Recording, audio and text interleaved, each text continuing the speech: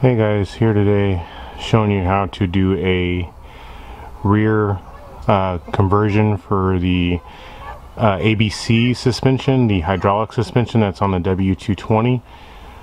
These in the rear have been acting up.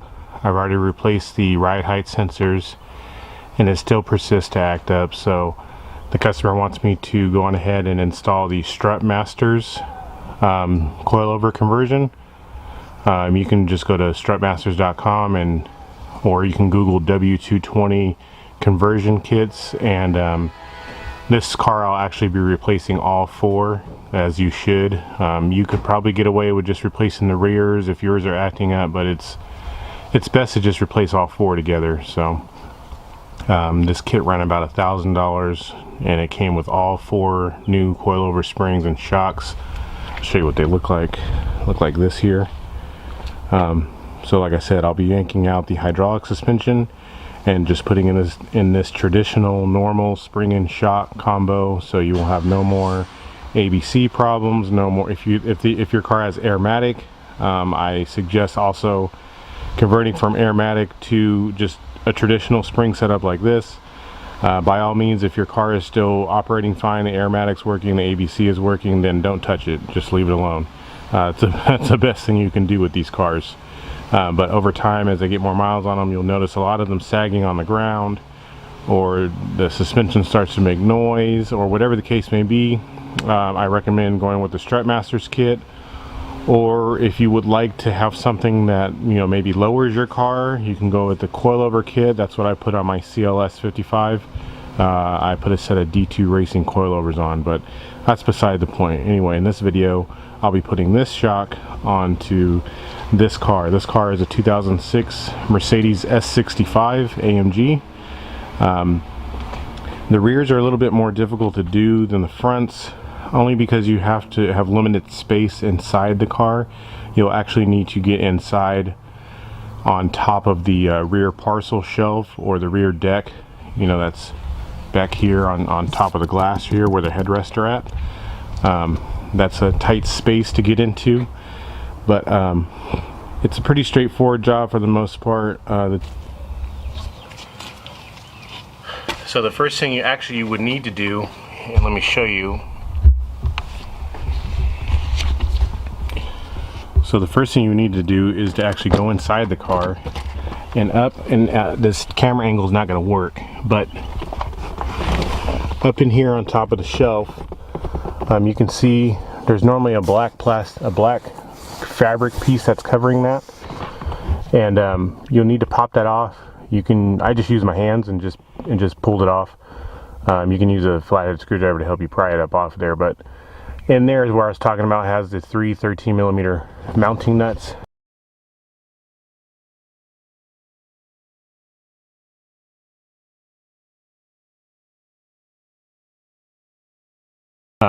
The two sides that you need to pinch together to pull it off. Pull it straight up. Don't pull it at an angle or any other kind of way, but you do need to pinch it and pull it up.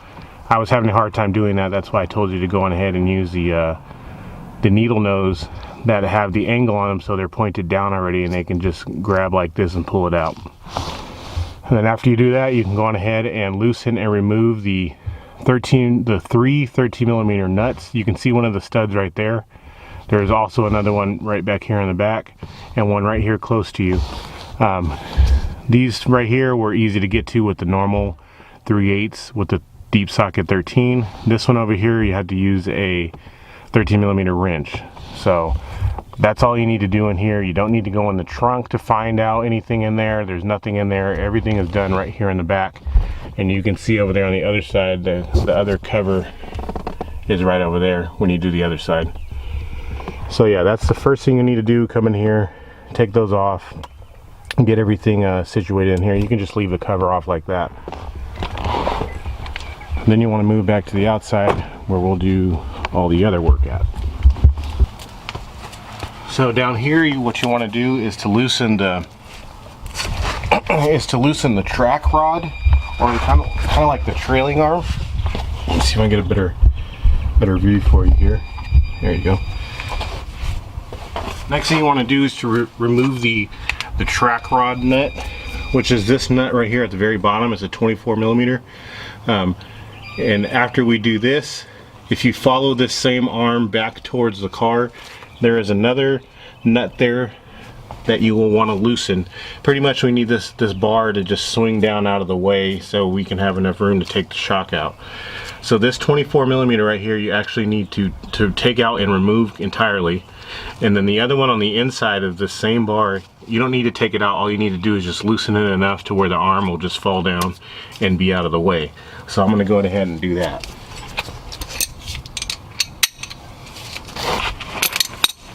You will need a adjustable wrench to hold the nut on the other side over here. Adjustable wrench, or a 24 millimeter wrench, I believe is what that size is.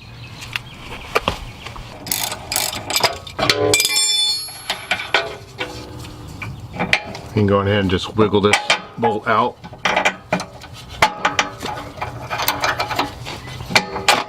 Just like so.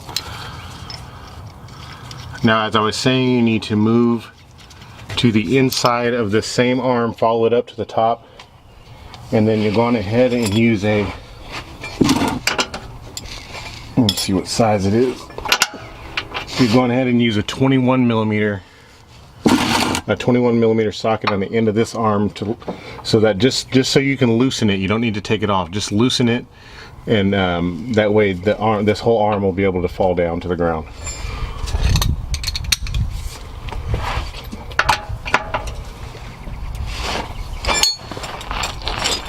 You also need a 21 millimeter on the other side holding this so it doesn't spin around.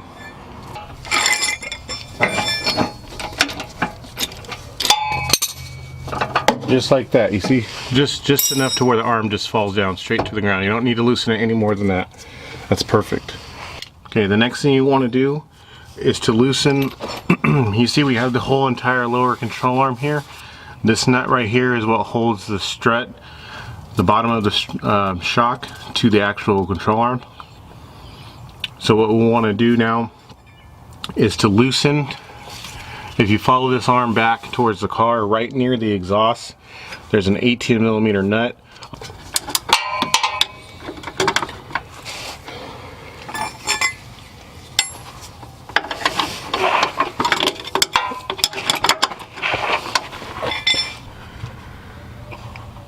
Okay, after you've got the inner bolt loose on the lower control arm, the one that's closest to the exhaust, remember it's a 18 millimeter nut that you have there. After you've got that one loose, you can go on ahead and move past. Don't touch the strut one yet. Move right here to the inner, to the part closest to the brake rotor. At the lower control arm, there is a 21 millimeter nut that's here. On the opposite side of that is a what's called an external Torx. It looks something like this tool. It's pretty much a Torx, but a female version. So you'll need an, I believe it's an E14 size. That's the head, and loosen that one up, and you can remove the nut that's here on this side. Just remove the nut and the washer. Don't pull the bolt out yet. So I'm going to go ahead and do that now. Okay, you got the nut and the washer off. Okay, now what we'll need to do is to drain the fluid from the hydraulic shock, because it is under a lot of pressure right now. So if we would try to remove this, it would not work. So what we're going to need to do is you'll need to get yourself a drain pan of some type. I'm just using a bucket that's down there. And you'll need to crack this here line loose, this one here. It just has a little rubber cover over it. Pretty much just looks like a brake line bleed valve. It is an 11 millimeter wrench. Remember, I was telling you to use the flare nut wrench, like so. You go ahead and just break it loose and let the fluid drain out of it. So I'm going to go on ahead and break that loose now, and then you'll just let the fluid drain down into whatever you have to catch it, a drain pan or a bucket or whatever the case may be. You can go ahead and drain that now and let all the fluid come out, or as much as it comes till it just starts dripping. That way you know that it's not under pressure anymore. So I'm going to go ahead and do that.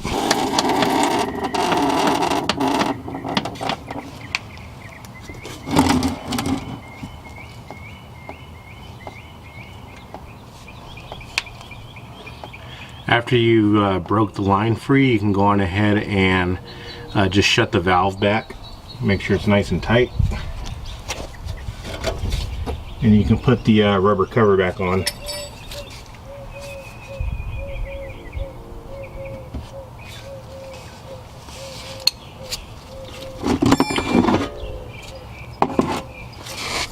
Okay, now the next thing you want to do is to remove the height control sensor.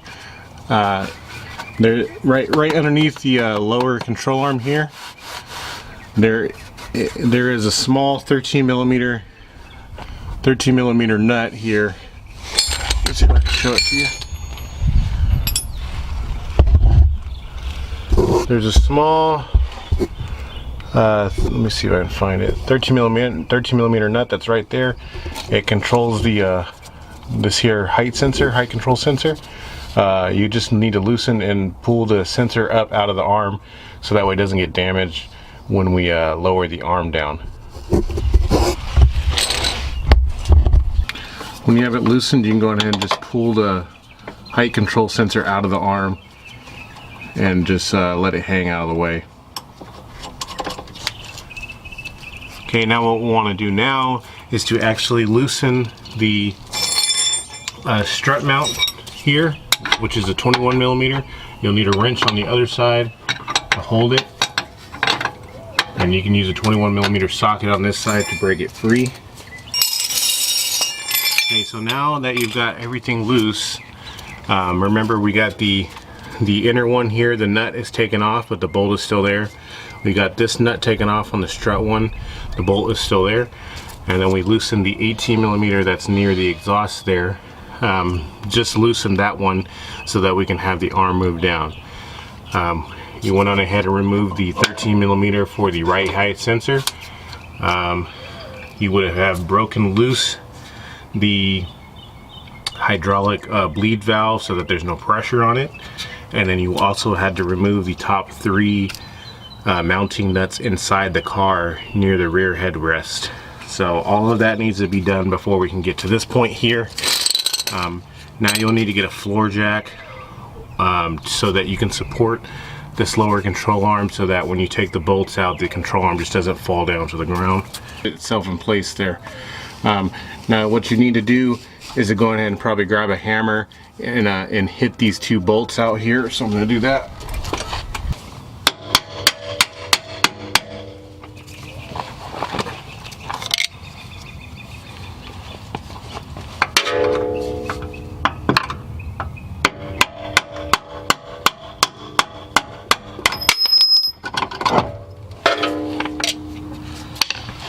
Okay, we got the strut one out. Now we need to go on ahead and remove the other one here that locates the outer part of the lower control arm, so that way we can let the control arm fall down, or you can lower it down with the shock. Just lower it down with the jack, that way you have enough room to get the shock out.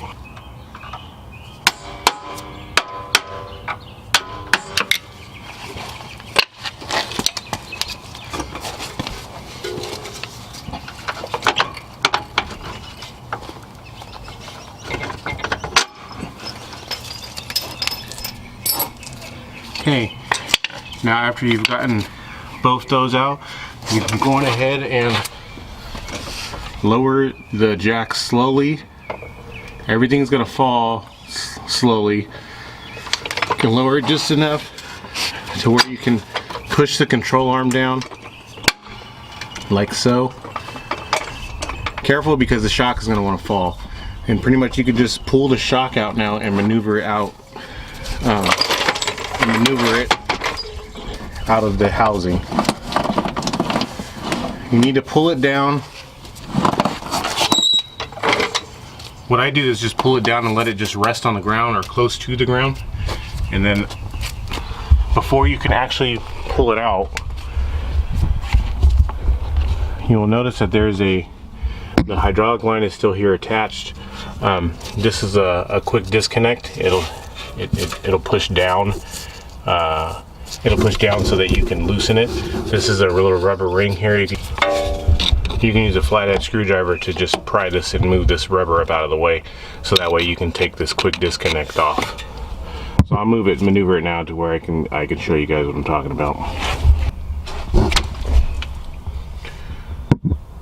Excuse my camera is not really focusing on what I'm doing. I don't know why. But so now you see I took the rubber ring from around the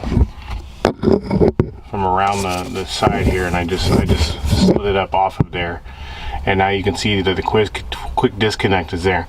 And as I mentioned before, you'll just pinch it and push it down, and then you'll also probably have to lift the shock up a little bit to get it to come up off of that. But if you just push this here metal collar, here, just push it down, it'll release off of that. So I'm gonna go ahead and do that now. Okay, here you go. See, I have the line disconnected. Don't tip it down because some fluid will come out. But as I was telling you before, this here thing just slides down off of that. So you can just go ahead and tuck this up to the side for now. You don't need it at the moment. And go on ahead and maneuver the shock assembly out. Okay, after you've got the shock out, forgive me, it was super dark in the other film. I think I pushed a button by accident on my camera. So now you can clearly see everything. The old strut is out. I put it over here on the ground. You can see the old one is here. Now, if you do not purchase the light fix module that comes with this kit for the strut, for these struts, you can buy one with the module and without the module. If you bought one without the module, you'll need to go on ahead and remove this here flare nut, and you need to remove this entire line, and it'll come with brass caps that you'll use to cap off this line here. When you pull this out, you'll put the cap on that line so no more hydraulic fluid can come out of there, and you'll need to reconnect this quick disconnect back onto the car. That's if you didn't purchase the module. To pull this off, you actually need a special tool to remove this top nut here. I have gotten away with using just a pipe wrench on this nipple here and loosening it that way. However, there is a special tool for that. I did buy the light fix, so I can just leave this just how it is. The light fix comes with this. If you bought the light fix, you'll use this quick disconnect here, and you'll just stick it directly back into the hard line that comes off of the car. I'll show you what that looks like. This is the flexible line that you took off the disconnect. What you'll actually do is take and you just push this here plug right directly into that line, and then you can just tuck this line. I usually just tuck it right here behind the splash shield because nothing's going to hit it back there. So I'm going to go ahead and put that in now, and we'll continue on. Okay, we got the plug here inserted in.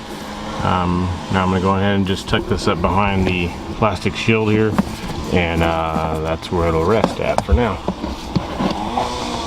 It won't hit the tire or anything like that. You can just leave it just like that. If you feel safe zip tying it somewhere else, I suppose you could. Honestly, don't know where you would zip tie it to, but it's usually fine just right there. You can just tuck it down into that, so make sure it doesn't move at all. You can go on ahead and feed the new strut into the car.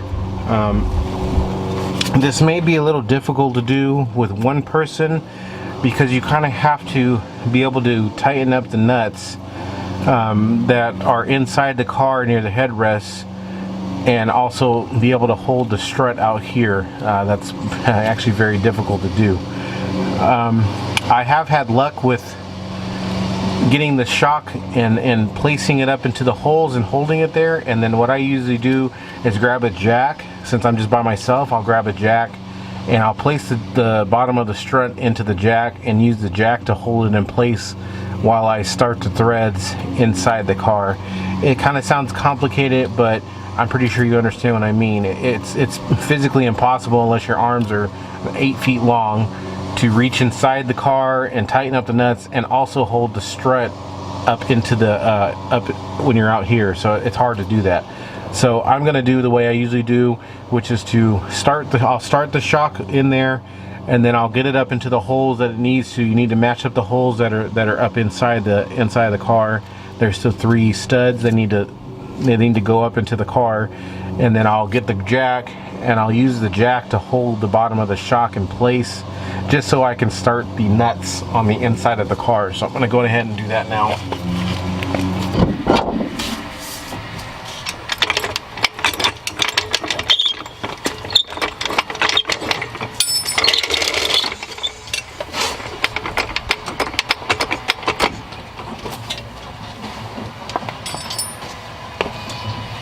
Okay, after you've got the top nuts started on the strut on the inside, do not tighten them up all the way, because you do need this to be a little loose down here so you can maneuver the control arm up back to where it needs to go. So pretty much you're going to have to raise this control arm back up. Be careful for the height sensor that's probably just dangling there. You'll need to lift the arm back up, support it with the jack on the bottom, and pretty much trying to get the holes lined up so that you can bolt the shock back into place and bolt the other side of the control arm back up to the back of the brake rotor here. So I'm gonna go ahead and do that. You will find it'll probably be a little challenging to get this new shock aligned correctly, but you'll just have to work with it, and eventually you'll get it in.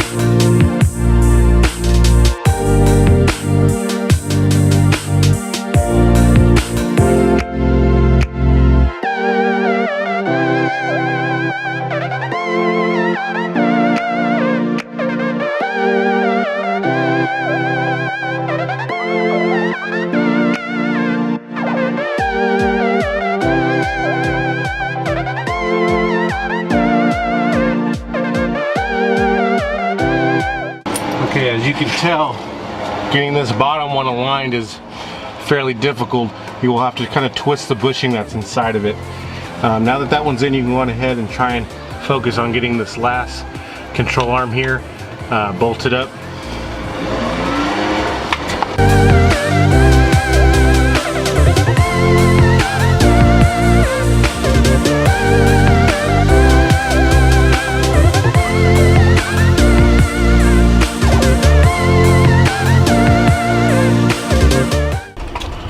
Okay, once you've got both of these here bolts lined up and you got the bolts all the way in, you can go on ahead and reinstall the nuts and the washers that went on here, and then go on ahead and tighten up the 18mm nut that you loosened near the exhaust, and you can go on ahead and reinstall the ride height sensor with the 13mm that went attached to the bottom of the lower control arm. And pretty much the installation is reverse of the removal. After you get these all tighten up the 13mm, you can go on ahead and reinstall this arm here with the 24mm bolt that's there. Make sure you tighten both sides of that arm, and then you can move back to the inside of the car near the headrest, and you can go on ahead and tighten up the 3 13mm bolts that are on top. Do that at the very last part, and then the wiring harness that's in there, you can just let that hang in the middle, that's fine, and then you can go on ahead and reinstall the cover that you took off. So As far as the existing hydraulic line, like I said, you can go on ahead and just tuck it in behind like that. It doesn't matter if it's rubbing on the shock, it's fine. And that's pretty much it. Excuse my video getting dark, and you know, in the beginning I had it on the wrong setting, but that's pretty much it. It's a pretty straightforward job. Probably take you at least 3 hours to do, maybe a little bit longer if you run into any issues, but that's pretty much it. So if you have any comments or questions, please ask them in the comment section below, and I will have the video showing how to install the fronts as well coming up. I'll probably have that in the link in the description, or you can click on a box that I'll have in the corners. But other than that, that's pretty much it. If this is your first time to the channel, thanks for coming. If you like this, please hit the like button, and also don't forget to hit the subscribe button on your way out. I apologize that this will talk to you guys later.